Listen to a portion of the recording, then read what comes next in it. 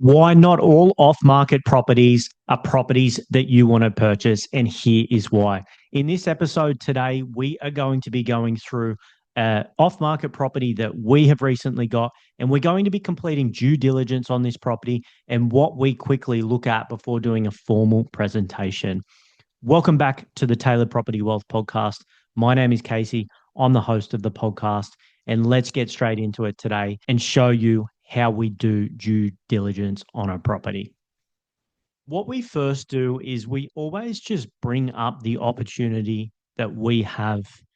Um, we just Google it and bring that up, and we look at it from, I guess, a satellite or a mapping image, because that gives us a really good indication of where it's positioned in a suburb and what we ultimately need to start looking at from a due diligence point of view.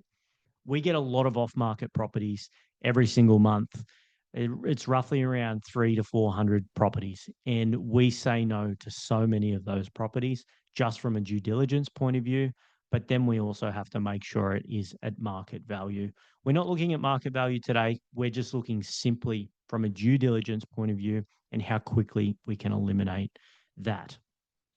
So the property in question today is 24 Webb Street in Riverview. Now, if we look at this from a Google Maps point of view, right now there's a couple of red flags straight away that I can see. Now, this is in the local government area of Ipswich, which is roughly around 30 kilometres from Brisbane CBD. Straight away, it's close to the highway. Straight away, it's close to the Brisbane River. And then upon looking at this suburb further, there's some other flags for us that are an issue. So that's the first thing that I know to look at very quickly. Now, if we bring this property up in RP data, there's a couple of things that we will look at very quickly. Now, straight away, I look at this from a satellite image and I can see some of these houses over here. I can determine very quickly that this is actually public housing. Now, some people are happy to purchase near public housing. Does it affect overall capital growth generally over time? Not particularly, but, and I guess just touching on that, as one suburb rises, it's more the location that rises with it.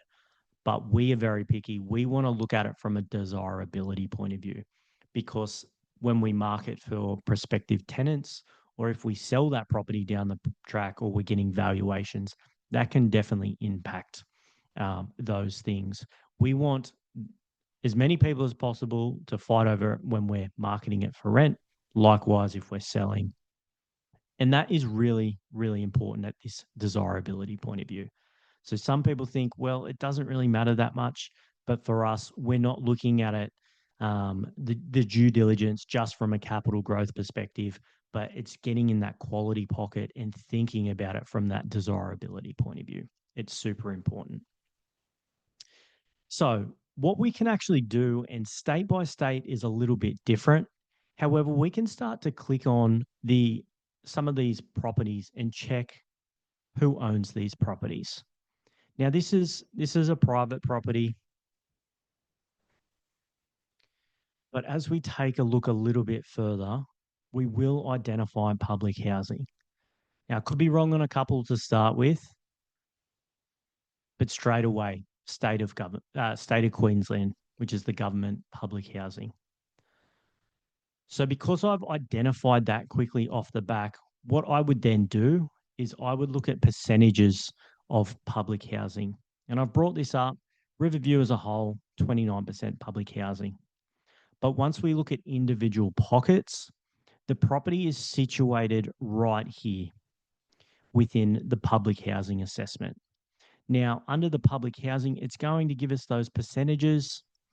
And in this pocket here, we can see it's at 14%.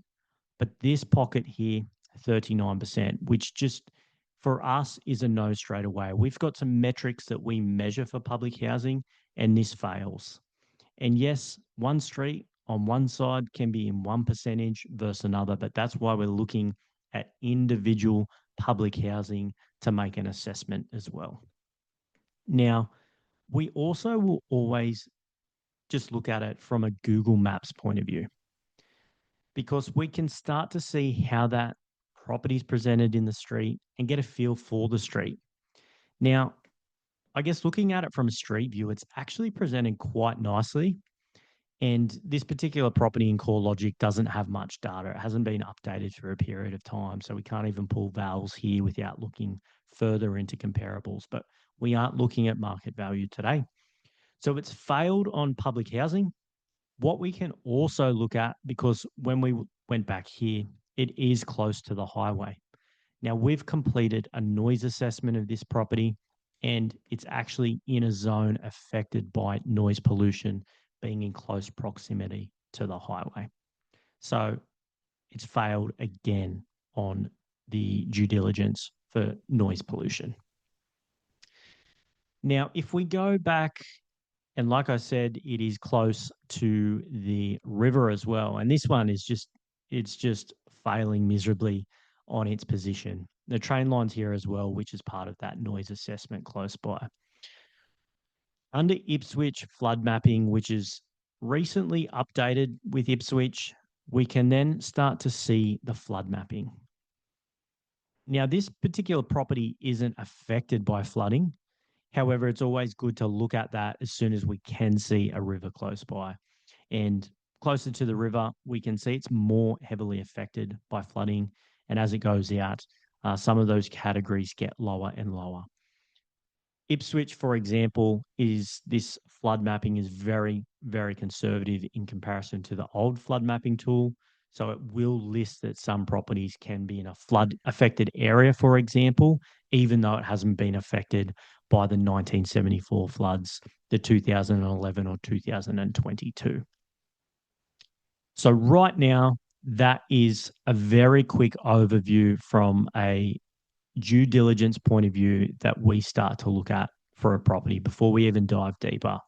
A lot of the time with our off market opportunities that we get sent through from agents, we will do this and we will say no to a lot of them straight away.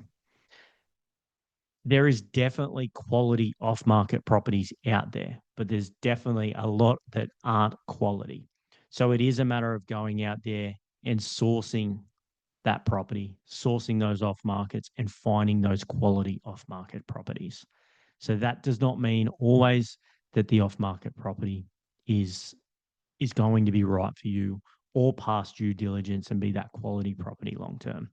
There's a lot of agents that know, for example, it's going to be in a poor quality pocket and they will try and flog it off market and get it done because they know that going to market it's going to be a tougher slog. I hope this one's been valuable today. It's a very quick one, and it's really just looking from our point of view, what we're looking at day in and day out and doing from a due diligence point of view. It is crucial. You cannot just look at realestate.com or domain, look at a property and think that it looks good. You need to do your due diligence and make sure it's in a quality pocket of a suburb after you've already done your data and research on a particular location. There's so many levels to get the property acquisition and the investment property right to make sure it performs long term, but also that you're mitigating your risk. You're increasing your desirability. Some of these things that we say no to is also mitigating your risk, which is what you want to do as an investor. You don't want to buy in a poor quality pocket where there's going to be high crime rates or there's going to be different things that take place. And there is always quality and not quality pockets in any suburb, anywhere in the country. I hope this one's been valuable. If you're looking at this and you think, shit, when I'm going out there and investing, I'm not doing these things and I need to work with a professional who's going to really help me make an educated decision, reach out and we can have a chat and see if we can help you with your property goals. Thanks for listening and we'll see you on the next episode.